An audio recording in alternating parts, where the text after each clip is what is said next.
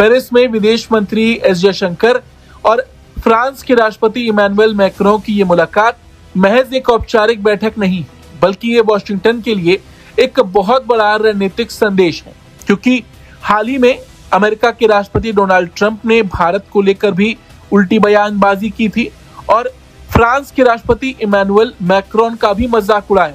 जैसे फ्रांस ने ये कहा है कि इंडिया, ऑस्ट्रेलिया, इंडोनेशिया जो है वो किसी की वैसल स्टेट नहीं बन सकते।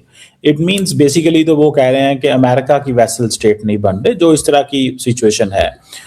प्रेसिडेंट इमैनुअल मैक्रोन ने पब्लिकली ये बात बोली है कि India can build bridges between G7 and BRICS, और ये सिर्फ एक डिप्लोमेटिक हम कॉम्प्लीमेंट नहीं कह सकते, बल्कि ये एक जियोपॉलिटिकल सिग्नल है कि एक पावर जो अलाइनमेंट है उसका रोड मैप भारत की तरफ किस तरह से तैयार हो रहा है। जरा सोच। बड़ी खबर है दोस्तों, बहुत बड़ी खबर है भारत के डिफेंस को लेकर, ट्रांसफर ऑफ टेक्नोलॉजी को लेकर, जिसको कहते हैं the holy grail of weapons technology. जो सबसे मुश्किल है, जो सबसे ज्यादा मुश्किल है डिफेंस मैन्युफैक्चरिंग में चीज, वो भारत ने फ्रांस के साथ टाइप करके अचीव कर ली है।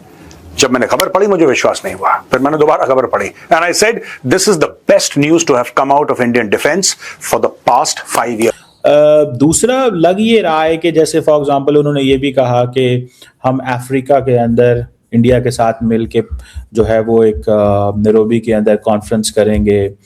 इन रियलिटी वो ये कह रहे हैं कि हम अमेरिका जो है वो हमसे बात नहीं करना चाह रहा, तो हम जो ये मिडिल पावर्स हैं इनके साथ काम चलाएंगे। ऐसे में ये मुलाकात ट्रंप के लिए एक बड़ा झटका है। अच्छा, यहाँ पर आपको एक और बात बता दें, हाल ही में अमेरिका ने अपने आप को 66 अंतर्राष्ट्रीय संस्थाओं से बाहर कर लिया। ट्रंप के इस फैसले ने पूरी दुनिया को हैरान कर दिया है, लेकिन सबसे ज्यादा चर्चा उस संस्था की हो रही जिसे भारत और फ्रांस का सीधा जुड़ाव है। जय हिंद साथियों, इमैनुअल मैक्रोन ने हाल ही में कहा है कि भारत और फ्रांस के बीच जो संबंध है वो बहुत मजबूत है और दोनों देश वैश्विक मुद्दे पर मिलकर काम कर रहे हैं। उन्होंने ये कहा कि फ्रांस भारत के साथ अपने संबंधों को और मजबूत बनाने के लिए प्रतिबद्ध है, खासकर रक्षा, अंतरिक्ष और स्वच्छ ऊर्जा जैसे क्षेत्र में। तो इस पर साथियों अमेरिका को मिर्ची भी लगी। मैक्रोन ने साथियों ये भी कहा कि भारत और फ्रांस बहुपक्षवाद और नियम आधारित अंतर्राष्ट्रीय व्यवस्था के प्रति प्रतिबद्ध है। यानी कि साथियों जो दुनिया है वो सिर्फ एक धुरी पर ना रहे कि एक ही देश ज़्यादा पावरफुल हो और दूसरे देश ना हो। तो इसमें साथियों कई देश ऐसे होने चाहिए जिनकी भूमिका विश्व स्तर पर होनी चाहिए। ठीक है साथियों, ये सब बात सुनकर इस समय अमेरिका को बुरा लग रहा है, क्योंकि साथियों इसने पीछे समय में इंडिया और फ्रांस दोनों का मजाक उड़ाया था और इस समय इंडिया और फ्रांस दोनों ही साथियों अभी एक दूसरे के दौरे पर चल रहे हैं और व्यापारिक समझौते करने वाले हैं। और मल्टीलैटरलिज्म की बात करते हैं। ब्रिक्स को वो कहते हैं कि कोई कॉम्पिटिटर नहीं है, इसके साथ हम पार्टनरशिप करेंगे। अमेरिकन कुछ और कह रहे हैं। Do you think India and France are creating an alternate order? या अभी जयशंकर ने भी कहा कि हमारी बड़ी पुरानी स्ट्रेटेजिक पार्टनरशिप है। What do you make of that? France और इंडिया कुछ ऐसा पैरेलल अलायंस ब्लॉक क्रिएट कर सकते हैं और खास तौर पे इंडिया फ्रांस के ऊपर ज्यादा ट्रस्ट कर सकता है? At the end of the day वो यूरोपियन है। What do you make of that? बहुत अच्छा आपने एक मौजू लिया है आज, बिकॉज ये जो है एक चर्निंग, एक वर्ल्ड ऑर्डर में हम एक चर्निंग की शुरुआत देख रहे हैं। And this is because of the policies of president Trump. वो अपने एलाइज को भी डिस्कार्ड कर रहे हैं, फ्रांस को डिस्कार्ड कर रहे हैं, ग्रेट ब्रिटेन को डिस्कार्ड कर रहे हैं, नेटो को बोलते हैं आई डोंट नीड नेटो, और ग्रीनलैंड पे मैं अटैक करूंगा तो नेटो को खत्म कर दो, मुझे नहीं चाहिए, यूएन खत्म कर दो। अभी वो 66 या 68 जो एक ऑर्गेनाइजेशंस थी उसमें से बाहर आ चुके हैं और 31 उसमें से यूएन ऑर्गेनाइजेशन थी। So I think these are very disturbing science and as a matter of fact Russia और चाइना तो बहुत खुश होंगे इस डेवलपमेंट से, बिकॉज वो देख रहे हैं कि अमेरिका अपने एलाइज को डंप कर रहा है। और फ्रांस के प्रेसिडेंट को, मैक्रोन को, उसने काफी जो इनकी बॉडी लैंग्वेज में अगर आप देखें ना बीच में जब ये मिलते थे और इस टाइप का, तो ट्रम्प ट्राइज टू बी एक बहुत अच्छा एक फोटो ऑप्स, पता नहीं आपने भी देखा होगा कि ट्रंप अपने ऑफिस में इस तरफ बैठे और ये तीन उधर सामने बैठे, तो इट इज टू ऐसे जैसे कोई आम लोग बैठे हैं। हाँ, जैसे कोई हेडमास्टर है और वो तीन टीचर्स हैं सामने बैठे उसके।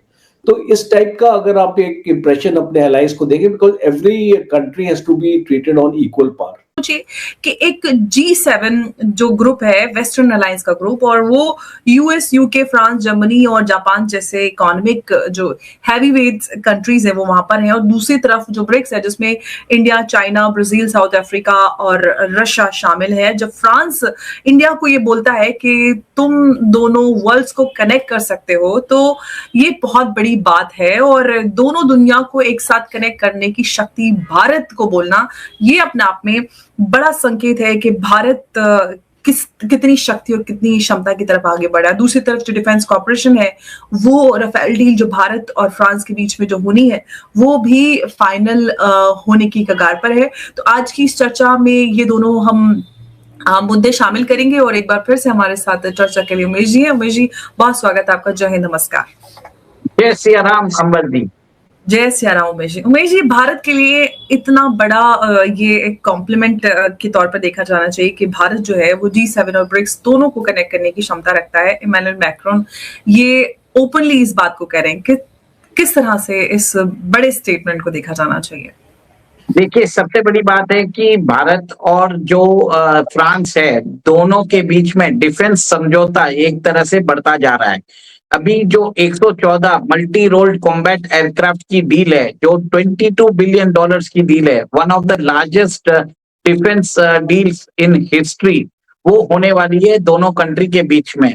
और जिस हिसाब से जो न्यूज़पेपर रिपोर्ट्स आ रही है, भारत ये 114 multi rolled combat aircraft, France का जो डसॉल्ट एविएशन है उसके जो रफाल फाइटर जेट्स है उसको देने वाला है। और रफाल ने ऑलरेडी भारत के अंदर अपनी जो लैंड और अदर फैसिलिटीज उसने ऑलरेडी बना ली है। MRO फैसिलिटी भारत के अंदर ऑपरेशनल हो रही है। और ऊपर से भारत की कंपनी जो है टाटा एडवांस सिस्टम्स लिमिटेड, उसने फ्रांस के साथ, जो फ्रांस की डसॉल्ट एविएशन है उसके साथ ऑलरेडी एक करार कर दिया है, जब जिसके अंदर जो बॉडी होती है रफाल फाइटर जेट की, जिसको फ्यूसलाज बोला जाता है, उसकी प्रोडक्शन भारत के अंदर होगी। और साथियों, इससे पहले हमारे विदेश मंत्री एस जयशंकर ने भी ये कहा कि भारत और फ्रांस का जो संबंध है वो बहुत पुराना है, और कई क्षेत्र में ये दोनों देश एक दूसरे के साथ मिलकर काम कर रहे हैं, जैसे कि रक्षा और सुरक्षा के क्षेत्र में, परमाणु के क्षेत्र में भी ये मिलकर काम कर रहे हैं, अंतरिक्ष से संबंधित और साइबर सुरक्षा से संबंधित ये दोनों मिलकर काम कर रहे हैं। और व्यापार के मामले में साथियों, इन दोनों देश का जो है साथियों काफ़ी अच्छा खासा रहा है रिकॉर्ड। और अगर हम बात करें कि साथियों ये भविष्य में जो प्लानिंग बना रहे हैं, जिसके कारण जो है अमेरिका चिंतित भी है कि ये दोनों देश जो मिलकर कुछ ऐसा प्लान ना बना ले कि जो डील अमेरिका के साथ भारत को करना चाहिए वो डील भारत फ्रांस के साथ ना कर ले। जैसे साथियों इंडो पैसिफिक साझेदारी, इसमें साथियों दोनों देश जो है इंडो पैसिफिक क्षेत्र में सहयोग को बढ़ावा देने के लिए काम अभी कर रहे हैं, ठीक है। और इसके अलावा जो साथियों अभी की जो प्रेजेंट स्थिति है, अमेरिका चाह रहा है कि सभी देश को डरा कर रखें, लेकिन अगर ऐसी समय अगर भारत और फ्रांस जैसे देश से बिना अमेरिका की कुछ बात सुने ये सब डील कर लेते हैं, तो साथियों अमेरिका को लग रहा है कि वो उसकी बेइज्जती होगी।